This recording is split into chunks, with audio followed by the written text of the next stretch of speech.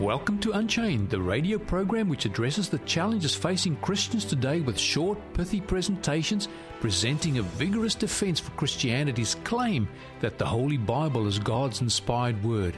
This series deconstructs the arguments of evolutionists, anti-theists, atheists, and other enemies of the Holy Bible.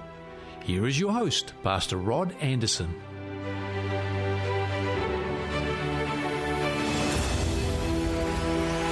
Hi, I'm Rod Anderson.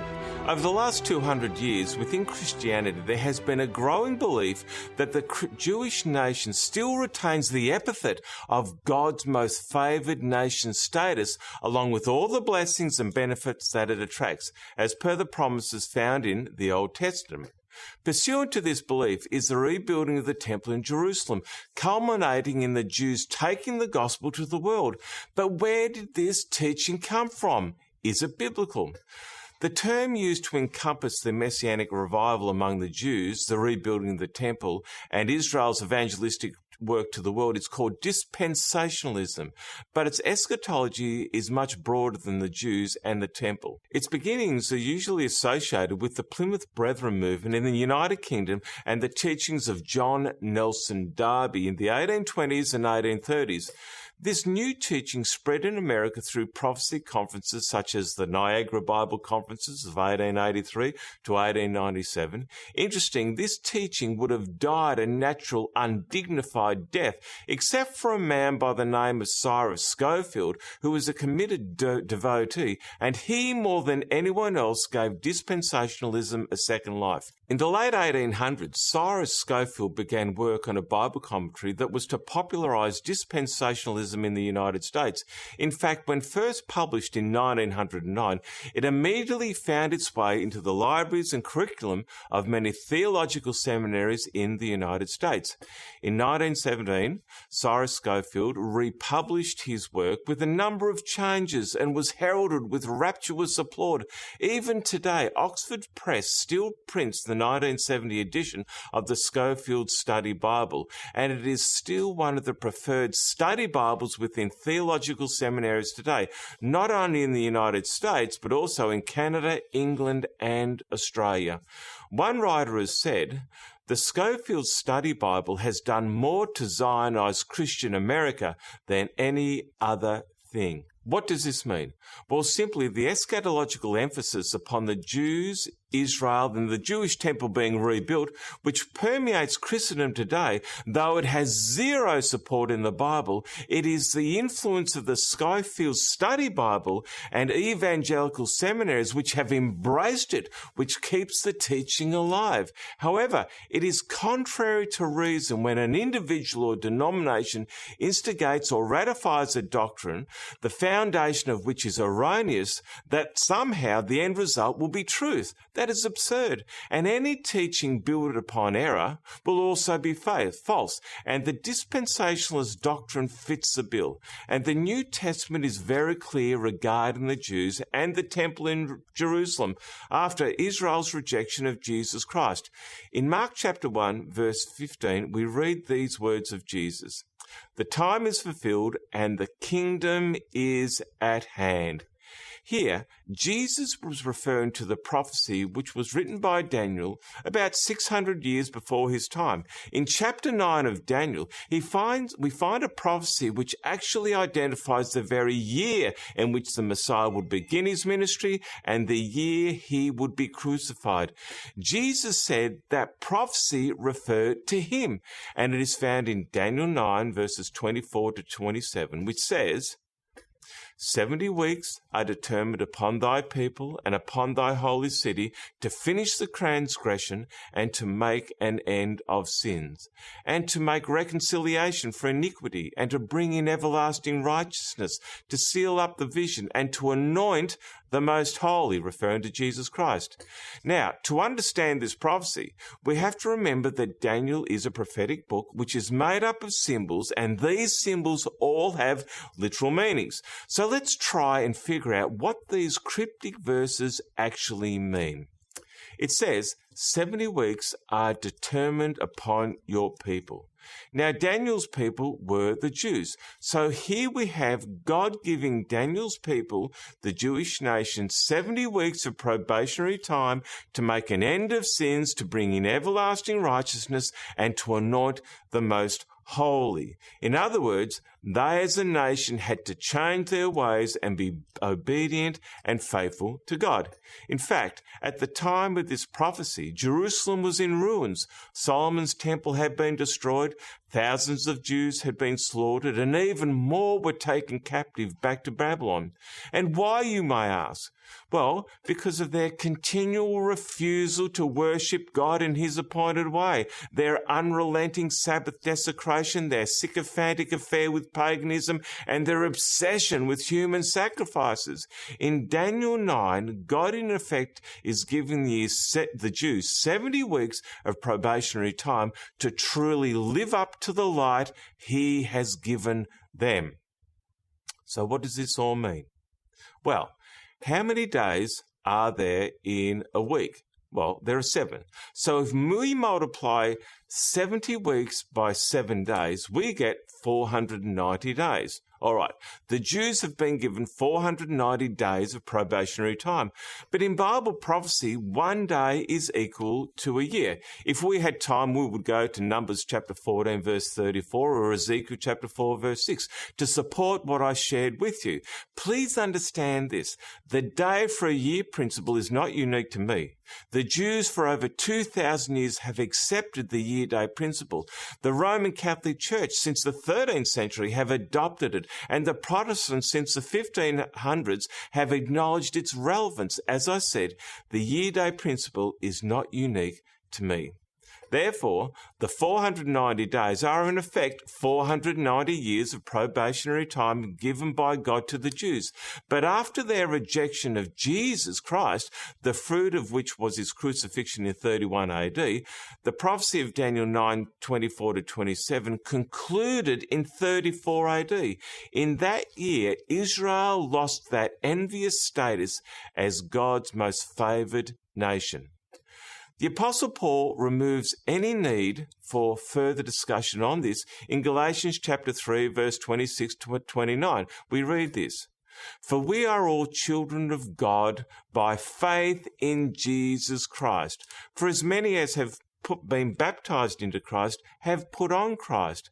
There is neither Jew nor Greek, there is neither bond nor free, there is neither male nor female, for you are all one in Christ Jesus. And if ye are Christ, or if ye be Christ, then ye are Abraham's seeds and heirs according to the promise." Paul is very clear here and asserts that genealogies are no longer important. National identity means nothing. But when a person is baptized into Christ, they become spiritual heirs to Abraham. So who is the chosen nation today? The Apostle Peter in 1 Peter chapter 2, verse 9 declares the following: "But ye are a chosen generation, a royal priesthood, a holy nation, a peculiar people, that ye shall show forth the praises of him who hath called you out of darkness into his marvellous light." While the Jewish nation in its entirety forfeited the right as the chosen people of God, that is, the status of most favoured nation, that has ended, the Apostle Peter identifies Christ's followers as those whom this status now rests. And of course, individual Jews can still come to Jesus Christ for salvation. They are not debarred. What then should we make of this dreadful doctrine of dispensationalism? It claims that the Jews will rebuild the temple in Jerusalem. In Matthew chapter 23, verses 37 to 38, Jesus declares that the temple in Jerusalem was void of God's presence and protection from that point of time onwards and was left to them as desolate. Notice his fearful declaration: "Jerusalem, Jerusalem, thou that killest the prophets and stonest them which are sent unto thee, how often would I have gathered thy children together, even as a hen gathereth her chickens unto her wings, but ye would not. Behold, your house is left unto you desolate. Jesus said the temple in Jerusalem was no longer God's house. He called it your house, referring to the rebellious and murderous Jews. Furthermore, Jesus said it was now desolate, meaning no longer would the presence and the blessings of God attend that place of worship, and the worshippers' efforts from henceforth would be in vain. In Luke chapter 21, verse 20 and 24, we read this: "When ye shall see Jerusalem compassed with armies, then know that the desolation thereof is nigh. And they shall fall by the edge of the sword, and shall be led away captive into the nations, and Jerusalem shall be trodden down of the Gentiles until the time of the Gentiles be fulfilled." In other words, Jerusalem will never be fully ruled by the Jews again, and the magnificent temple site of Mount Moriah will never host the Jewish temple, because the prophecy says Jerusalem will be trodden under the foot of the Gentiles until the time of the Gentiles fulfilled. And the time in which this refers to, or the time in which the Gentiles' time is fulfilled, refers to the time of Christ's second coming. Jesus is prophesying the eternal ruin of the temple, never to be built again, the loss of Jewish sovereignty over Jerusalem. So in summing up, we see here that Jerusalem will never be controlled by the Jews again, and the temple in Jerusalem will never be rebuilt again. Today, I want to suggest you go to YouTube, type in my name and the title, The Cursed Book of the Bible. There you will find more information on this very important subject. Furthermore, I want to give you a series of 25 Bible reading guides called the Orchard Faith of Jesus Studies, which will open up the Bible to your understanding in a remarkably quick way. And all you have to do is send me an email with your name, postal address and phone number to info@theorchardmelbourne.org.au.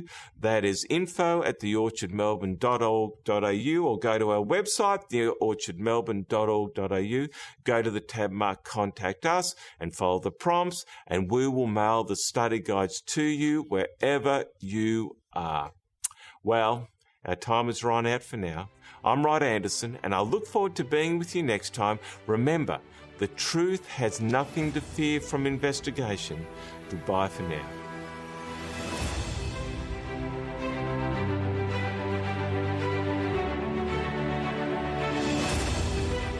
You have been listening to Unchained. We look forward to your company here next time on 3ABN Australia Radio as we continue this series with Pastor Rod Anderson. My hope is built on nothing less than Jesus' blood and righteousness. I dare not trust the sweetest frame, but wholly lean on Jesus' name.